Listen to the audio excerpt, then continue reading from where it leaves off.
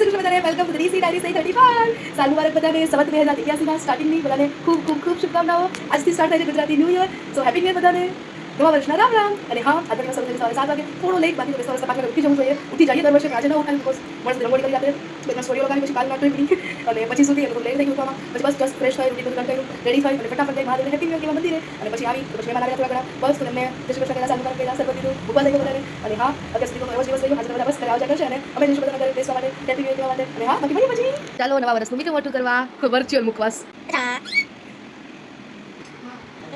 સાલ મુબારક